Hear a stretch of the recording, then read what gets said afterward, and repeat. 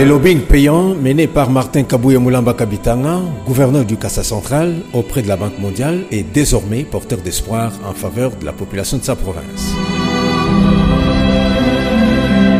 Mercredi 22 janvier 2020, alors qu'il était dans la suite du président de la République, son Excellence M. Félix Antoine Tshisekedi Tshilombo, en périple européen, le gouverneur du Kassa central a reçu l'autorisation de rentrer au Bercail afin d'y accueillir une forte délégation de la Banque mondiale qui vient au chevet du Kassa central buter contre moult problèmes sociaux.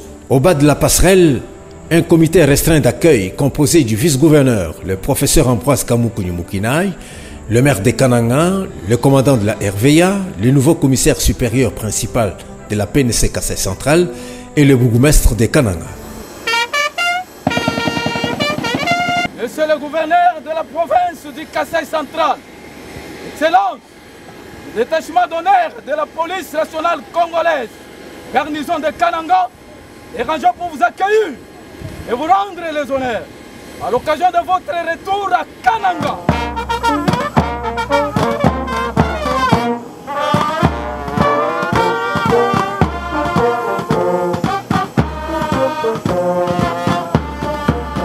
Après les honneurs et échange de poignes de main avec les différentes personnalités venues l'accueillir, Kabouya Moulamba justifie son retour au pays natal.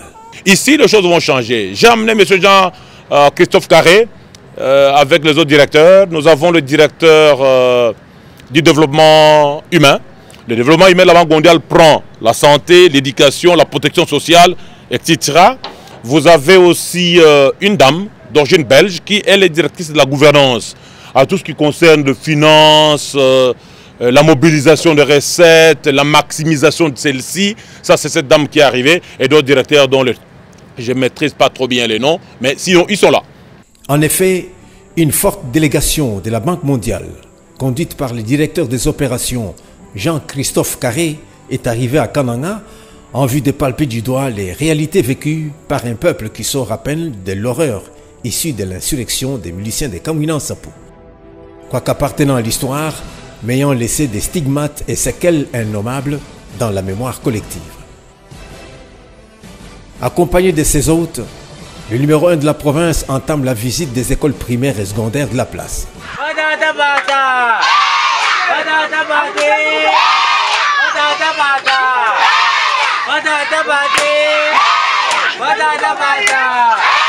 L'épée Moudjidjike, située dans la localité Oasis, quartier Plateau, commune de Kananga, fonctionnant sous des bâches.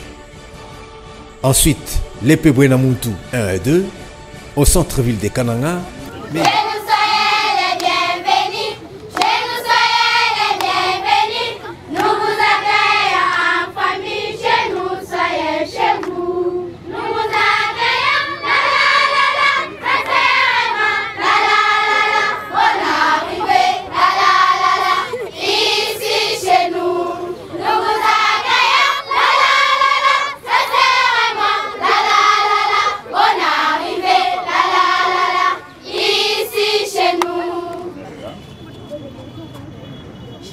Partenaire de la Banque mondiale, Épée Bwenamuntu vous souhaite la bienvenue.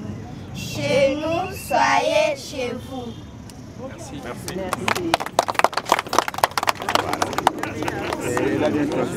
Mais également, dans la suite des visites sur terrain, un bon nombre des écoles du complexe Athénée Royal qui demandent un coup de réhabilitation profonde. Partout où ils sont passés, les membres de la mission sont édifiés. La gratuité de l'enseignement décidée par le président de la République en respect de la Constitution est effective au Kasaï central. D'autre part, les chefs d'établissement font face à la pléthore des élèves dans les salles de classe, du reste trop exiguës pour accueillir plus de 100 élèves. Au manque criant des bancs, la plupart des enfants étaient assis à même le sol, l'insuffisance de matériel didactique pour enseignants et les objets classiques en faveur des élèves tels les manuels scolaires, etc. Pour Jean-Christophe Carré, c'est cela l'essence de la mission envoyée par cette institution de Bretton Woods qui a choisi d'accompagner la RDC dans sa réforme en soutenant la gratuité de l'enseignement. Et nous venons en particulier et en premier lieu voir de visu les effets de l'annonce par le président Tshisekedi de la gratuité de l'éducation à l'école primaire. Donc nous avons visité ce matin des écoles primaires publiques et des écoles primaires conventionnées. Nous allons continuer nos visites demain matin et pour discuter avec les élèves, les enseignants, les parents d'élèves, les directeurs d'école sur la manière dont les écoles, ici en particulier à Kananga, gèrent l'afflux d'enfants provoqué par l'annonce de la gratuité. Donc c'est essentiellement ça. Nous, Banque mondiale, nous sommes une banque de développement. Nous finançons des politiques de développement. Nous examinons la possibilité de financer en partie cette politique de gratuité du président Tshisekedi. Et c'est important quand on fait ça de ne pas rester dans son bureau, mais de venir sur le terrain, à la rencontre des élus locaux, provinciaux, et à la rencontre des bénéficiaires de cette nouvelle politique publique. L'autre objectif de cette mission était d'entrer aussi en contact avec les structures hospitalières et autres services de la santé en charge de la lutte contre la malnutrition, afin de mettre sur pied une batterie des possibilités devant conduire à l'amélioration de la santé de la population à tous les niveaux. C'est lors de l'atelier d'échange entre la délégation de la Banque mondiale et les forces vives de la province que Jean-Christophe Carré annonce deux nouvelles qui ont réjoui l'assistance. Deux nouvelles que je voulais vous annoncer aujourd'hui. On a réussi à vous trouver un peu d'argent pour vous aider à faire face aux érosions en ville. Donc ça c'est une chose que je voulais. Comme a dit le gouverneur, ça date pas d'hier, donc on va vous aider. Nous, ce qu'on va faire, c'est vous aider à régler le problème une bonne fois pour toutes. Et donc là aussi, il faut faire un peu des études pour savoir comment on peut stopper ça et commencer à stopper.